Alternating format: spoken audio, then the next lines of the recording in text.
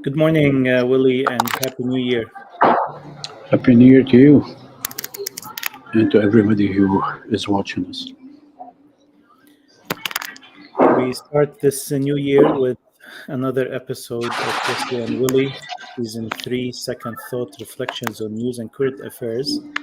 And me and Willie decided to dedicate this episode for reviewing some of the most important events of last year, in our opinion. And I think me and Willie agree that the most important event of last year so far, is the Ukrainian war. What do you have to say about this, Willie? I think, it's evident that the war is still the most significant world event in its capacity and influence and consequences. I can tell you we feel it here in Europe, maybe more than America. Uh, we feel slow economic growth, the inflation, uh, the rise in the cost of living is horrendous. Uh, Therefore, and the like you read now in newspapers, you read articles about students that are hungry, houses that are cold because people cannot afford to pay their energy bill. So yes, it is. The war is having huge consequences on Europe, and well, the worst part is that it hasn't finished yet, and the consequences could be more substantial than what we are facing now. Uh, and what's sad about it, from my perspective, is that nobody is talking about political solution. It's almost a year now, and nobody is saying anything about that, and that's very sad. I mean, we all know that after whatever the end is, it has to be through political venues. Yet nobody is talking about it, as if as if lots of countries, lots of companies, corporations are benefiting from this war and wanted to continue on. Let's hope that this year we'll see the end of this war. Uh, there are 16 million refugees, Ukrainian refugees, and added to about the same number of, maybe a bit less, Syrian refugees. So the whole world is facing catastrophic, catastrophic events due to the war in Syria and Ukraine. And we sense it here in Europe. There is a scheme now in the UK that every house that hosts a Ukrainian refugee can get, I think, 400 from the government. But the scheme is not going well because the influx of refugees is so large that they cannot accommodate to the number. So yes, we live in the horrendous consequences of this war, and we wish that this year will see the end. That's the thing about America is it makes us unsensitive to or insensitive to wars. Is that we are an island that is hundreds of miles away from any other land, and we usually wars do not have a direct effect on us, except in a positive economical sense, because we are the bomb makers. So what you just told me is just like was an enlightening because I haven't thought of that. We do not have any effect of the Ukrainian war on our daily life, but you do, and Europe has also suffered the Syrian war directly. It hasn't recovered yet from it Italy. So it is even worse to suffer another the consequences of another war next to it. Correct. Uh, well, yes, it's not the first war since the World War II, because there have been wars in Chechnya, in Kosovo, in Bosnia, yes, but the capacity of this war is enormous.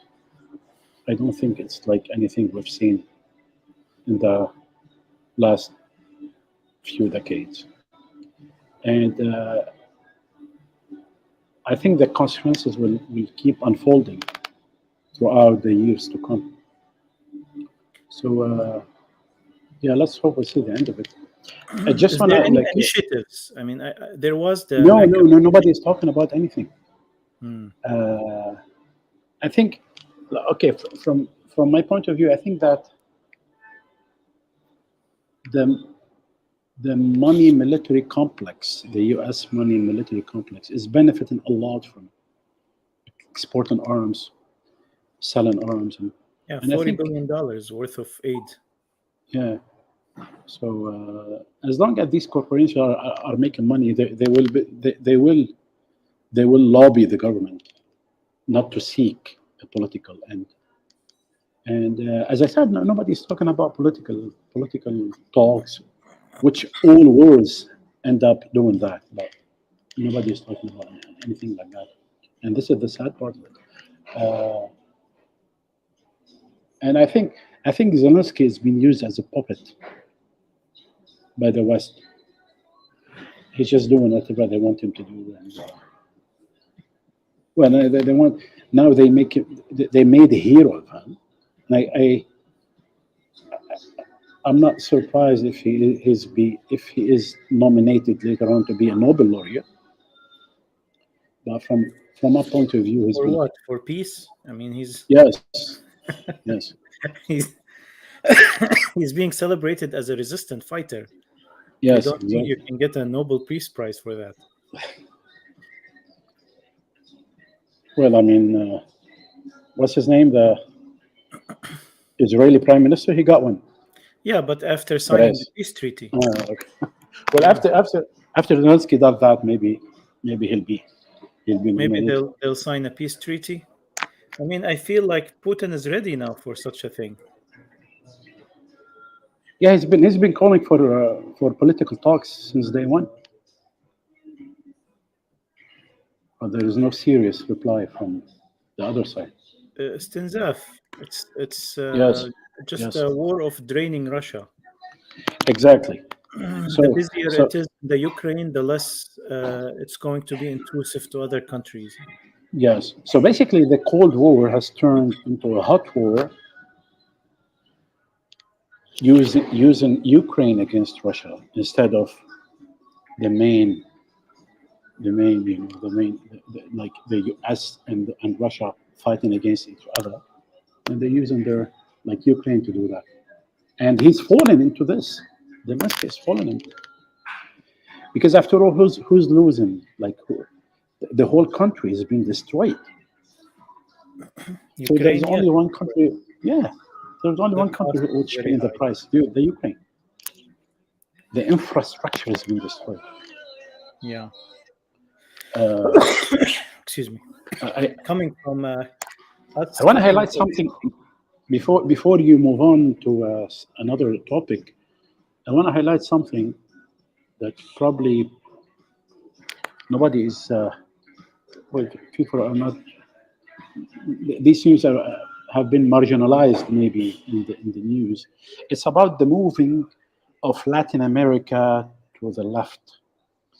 Let me just like before 2017, most of the countries in Latin America were ruled by like center to center right parties.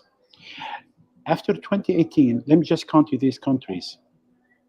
2018 added to Cuba, Mexico, Argentina, Bolivia, Peru, Chile, Colombia, Honduras, and Brazil. They all now have democratic or socialist center, left or left parties in power. So I think we are seeing the end of the unipolar world, and I think that the sentiment of the people is shifting away from the politics of capitalism, the politics of the elite and oligarchs, which who manipulate resources, and I think the sentiment is leaning towards more social paradigm of government. Do you agree with me? Yes, I do. Okay, so we don't live in a unipolar world anymore, especially with the rise of China and now Russia. So, and it's not also bipolar; it's a tripolar world: Russia, China, and the U.S. Um, these trends, if you're talking about left and right, they are themselves existing, coexisting in the United States. When we talk about power that can be a polarizing power, it has to be a comprehensive power that can actually uh, um, Well, convince. I think that was even manifested in the midterm elections when the Democratic Party, did not lose the way everybody expected. So yes, Right. even though Like some, winning the presidential election, yeah, and then the midterms is a sign that the government perhaps will not change to red during the next elections, which is an indication of the pull to the left, especially by the younger generations in the United States. But what I'm saying is what you've indicated happening in Latin America and South America is in itself a trend that is happening within the United States. But it is all within that system that balances between free market capitalism and a social net that protects the weakest and the most unprivileged in society.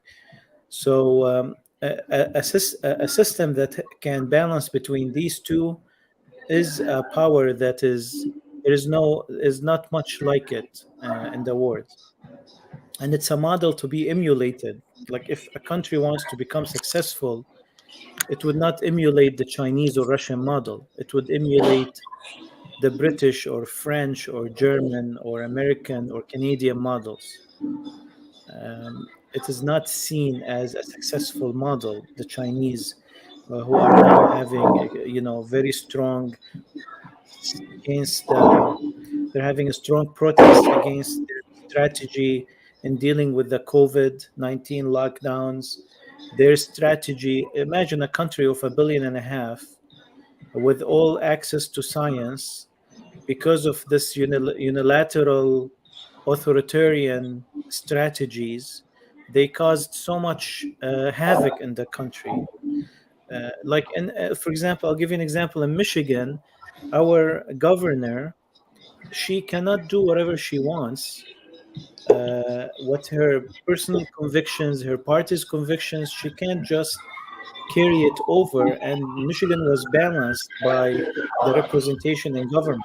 I don't think that's something that is possible in China, and that's why China remains as not a source of inspiration, and that's why when I talk about polarization, I know this the point we have a difference about is that I don't see that there is other uh, competitive truly powers to the West in the world. Unfortunately, I mean, it would be nice to have a positive competition to the better.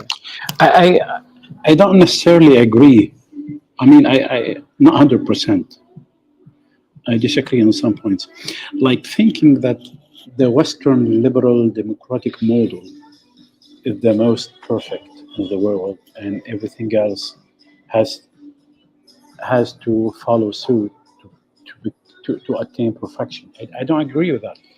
Uh, from what I've seen in many cities, in many universities, almost one third, maybe to one half of all the foreign students are Chinese. That is an indication of a rising middle class. Because those students, talking about hundreds of thousands and maybe tens of thousands in Western universities, all are Chinese. Now, those represent a rising middle class Chinese people who can send their students to learn in Western universities. And yet, all of these students end up going back to China because they never think about getting naturalized in the West. They don't care. For them, going back to China is the ultimate goal. So they are happy in their country.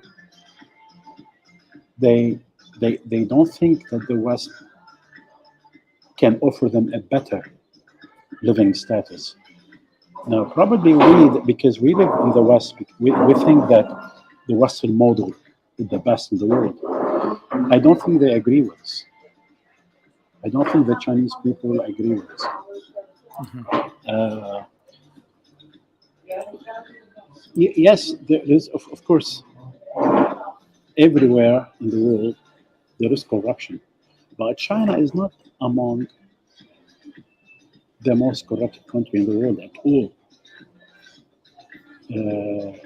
There is transparency in the political process, which gave away a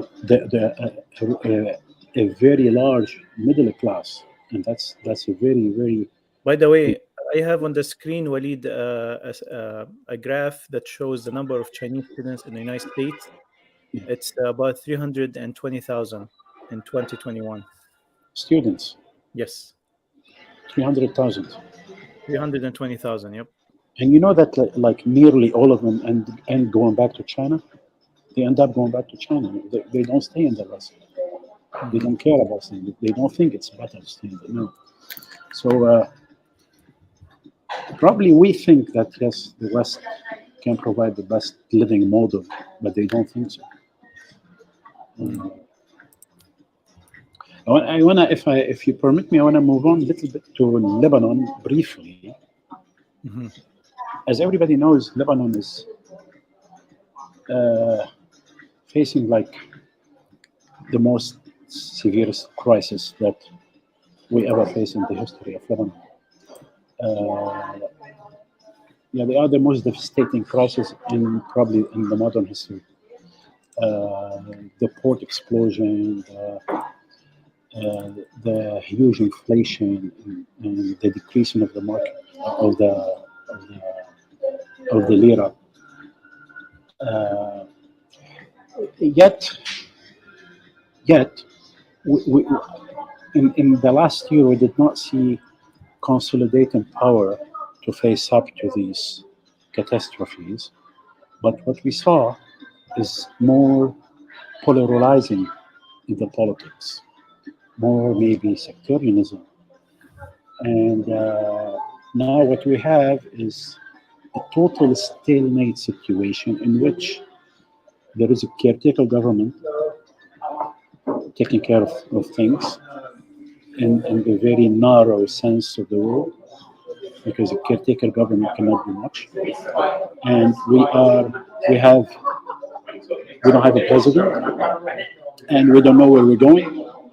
And now they're talking about a change of maybe the constitution, a change of the whole structure of the country. So the country is open to all. So God forbid that anything major could happen, but I don't see any solution in the near future. What's your intake about Lebanon? Especially that I know that you are from a Taghyiriyin, which split into three or four themselves. So they did not live up to the dreams of the Lebanese people. Yeah. Can you mute yourself when you're not talking? So Yeah. just yeah. So Yeah, as far I agree with you as far as Lebanon, or I can do the muting with it. I'll just do it myself. Okay. I agree with you as far as the Lebanese reflection. We are in a stalemate. I have no foreseen solution, and people around me that I've asked that have experience in politics, they also don't see any solution in the horizon. Actually, parliamentarians themselves don't see, the ones that have the ability to propose solutions in the parliament do not see solutions in the horizon. As far as the uh, parliament bloc of التغيير, the change bloc, the revolutionary bloc, the revolution has converted into a political movement that has produced about 14 to 17 parliamentary members. These, yes, I was involved in trying to facilitate and encourage to have some sort of secretariat for this 14 members. And we even offered that it will be funded by the expatriates around the world. But they do not have agreement on even that, always it's free. Herding free thinkers is like herding cats. So when you talk about the totalitarian parties, excuse me, that's the good thing. I mean, that's the strength of a party, is that you have its manifesto and people work under its manifesto, no matter what their personal opinions are. We know, me and you, that a lot of members of like Amal or whichever party, they have personal opinions that might be far from the policies of their party, but when it comes to representing the party, they stick to it. That's something that the revolutionary members could not give up some of their ideals to lie under a larger umbrella. They could not do that. They just have some certain ideals that they could not give up. They were not pragmatic enough. And I was shocked to that, because as a politician, you should be able to do that. That's the definition of politics. The definition of politics is that you give up 80% of your values to push 20% further. You cannot expect 80% of your values to be the 80% adopted by a larger group. If you're not pragmatic enough for that, you cannot work. Like I was, as you know, I was with the revolution. I was against 50% of its actions on the streets personally, but I was still with it because I want the other 50% to go through. But they don't have that pragmatism, and I can tell you they failed in that. The good thing is that they are free thinkers. This is actually the pure represent, like, this is how parliaments should be at a naive state, right? Like, there should be that each member has his own opinion, but that doesn't work in politics, and they failed to really create a general secretary. So I'm not sure if that time, that the stalemate will give them more time to find their common grounds and work together.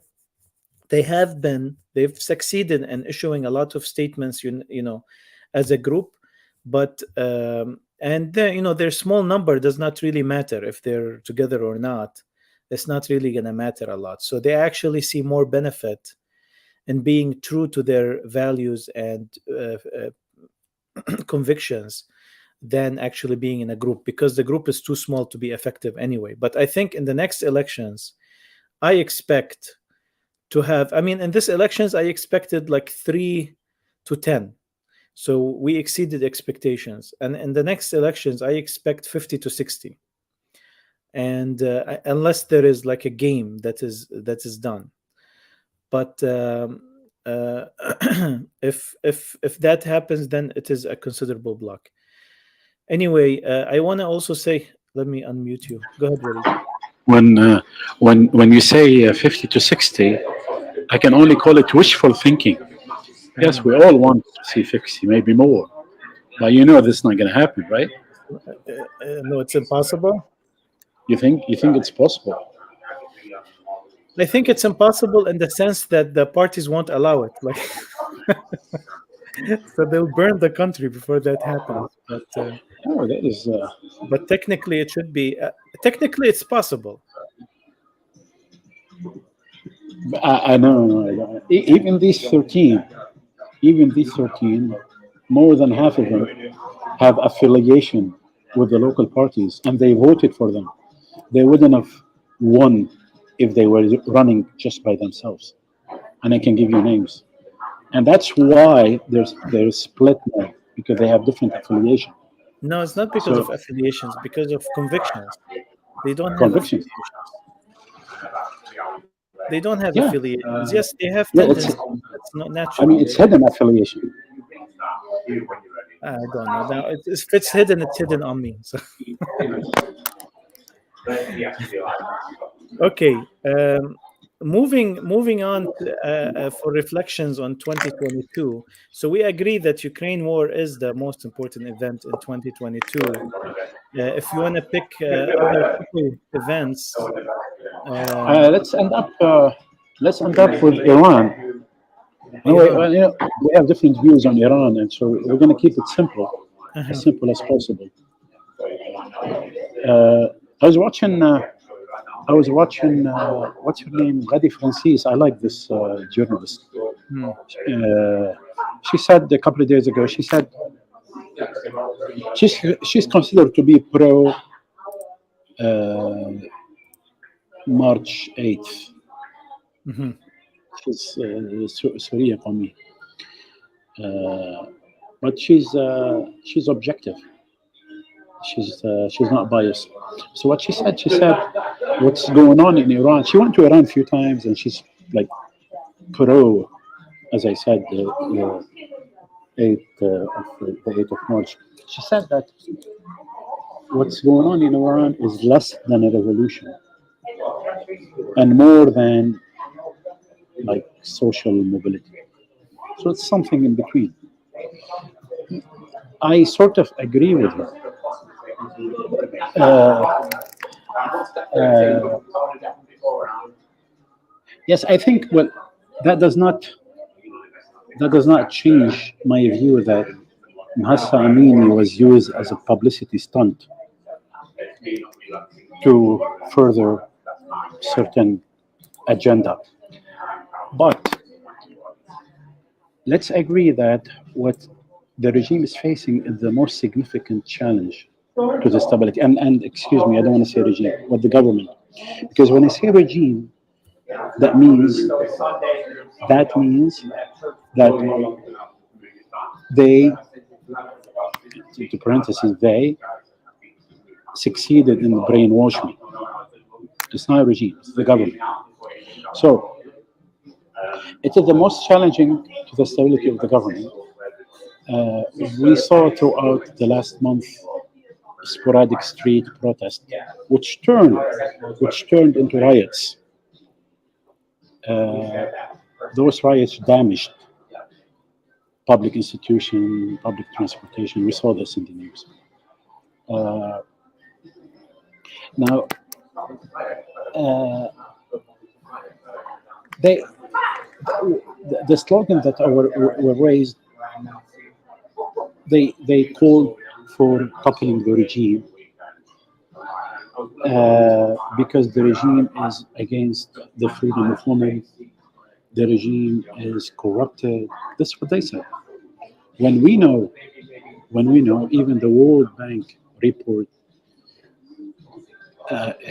states that Iran is the, even though it is facing the most severest sanctions in the world, yes, in the last 2 years, there was economic growth in Iran.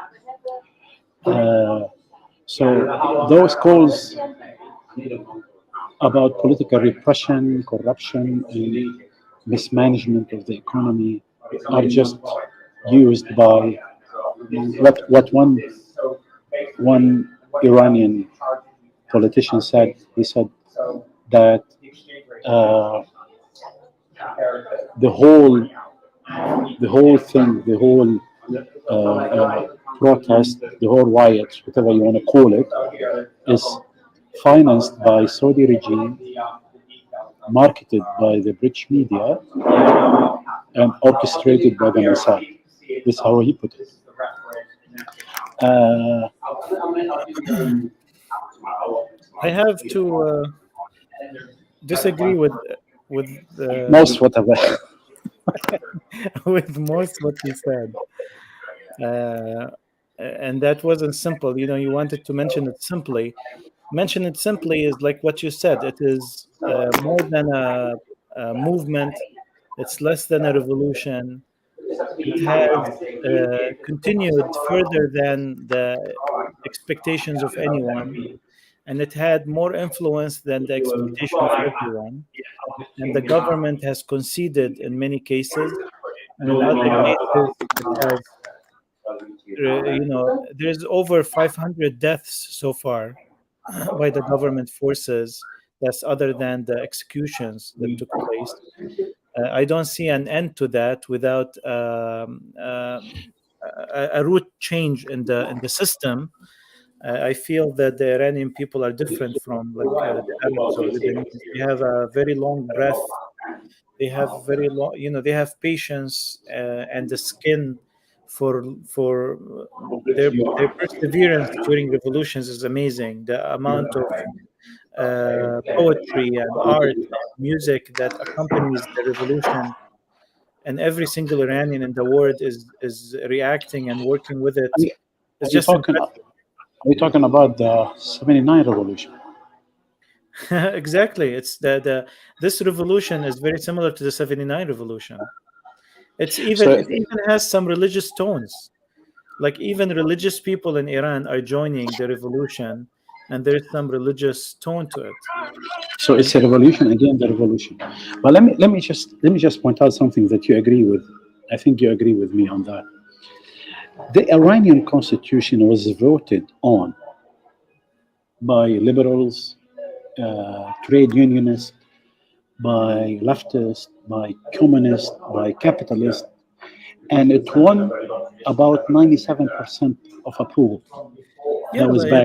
I mean, So it's not the a regime. It's not a regime. It is a no, it government. has nothing to do. Regime has nothing to do with the constitution. Lebanese constitution is a beautiful constitution. The revolution is actually to implement the constitution. The American constitution is great, but the American practice sometimes is it's anti-American. Yes, So yes. But let me just ask you.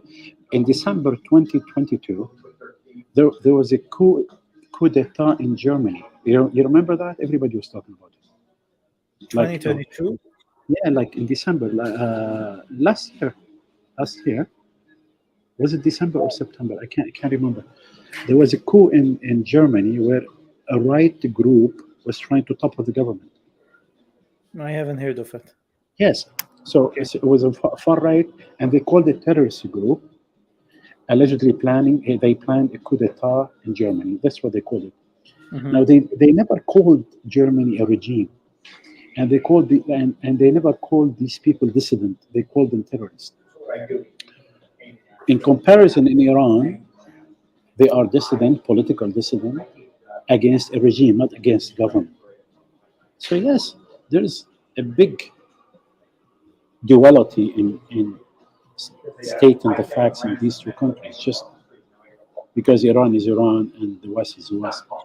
No, I mean Uh, it's not like a small party with a special belief. That it's masses of people in every single city.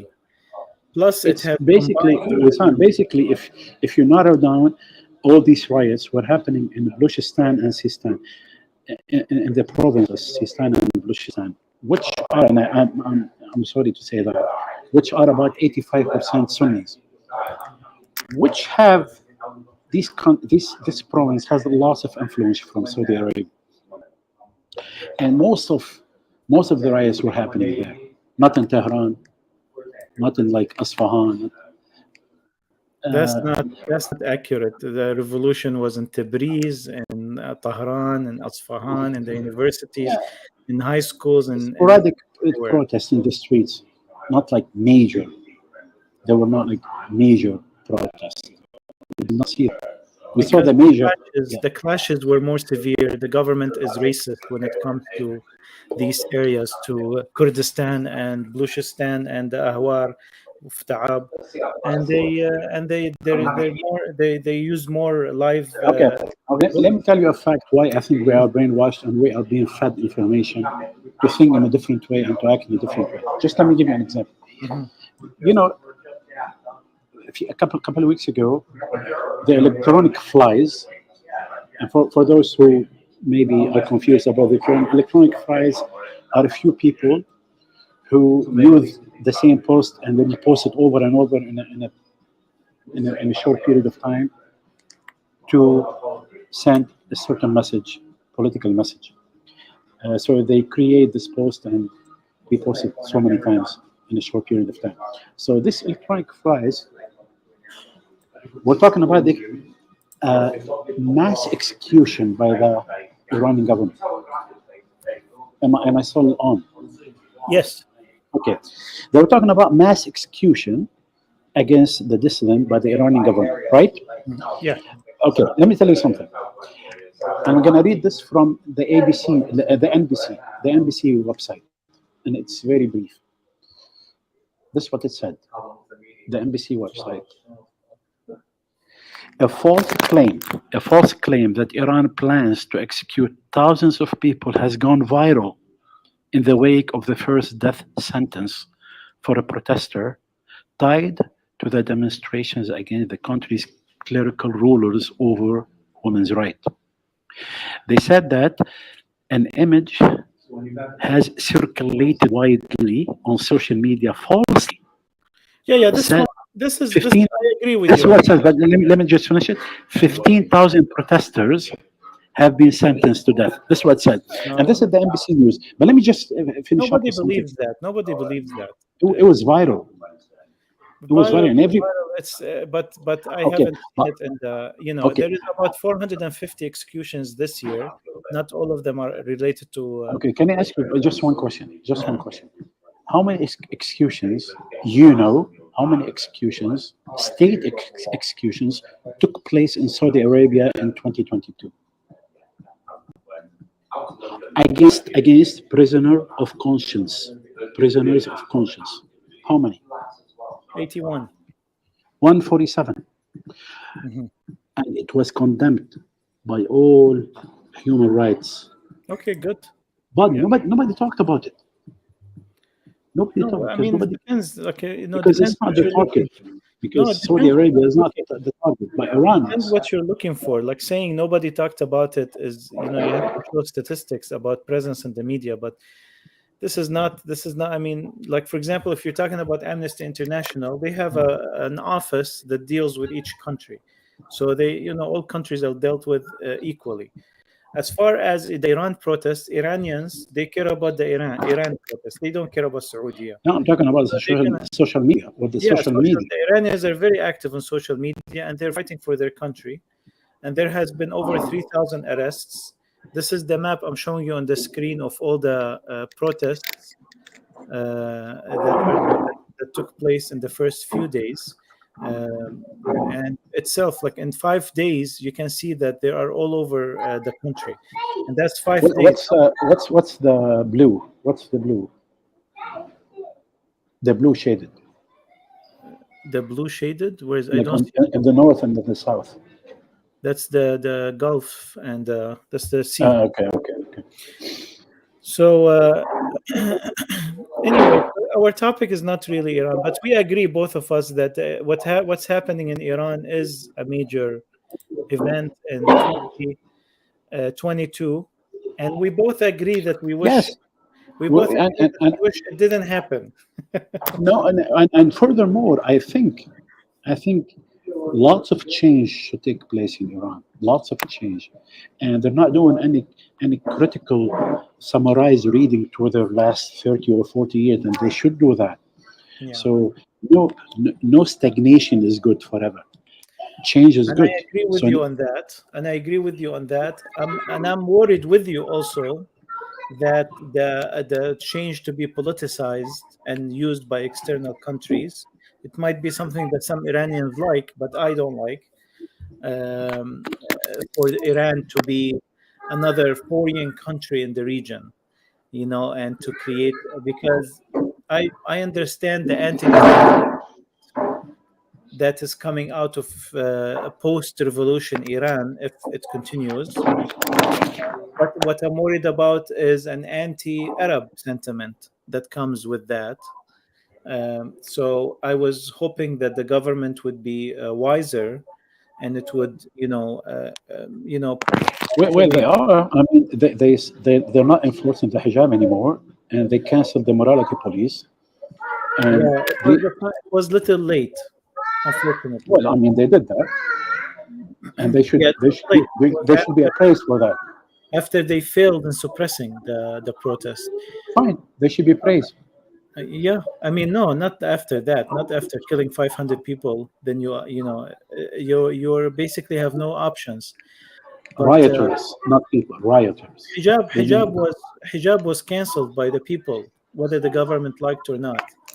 Even the last, like the chess player, she played without hijab, like all the athletes, it just was something that is very impressive, really, from the Iranian people. But we hope for the best for Iran. We hope peace for it. We hope that the government will also have wisdom in incorporating the new voices and the new vision of Iran.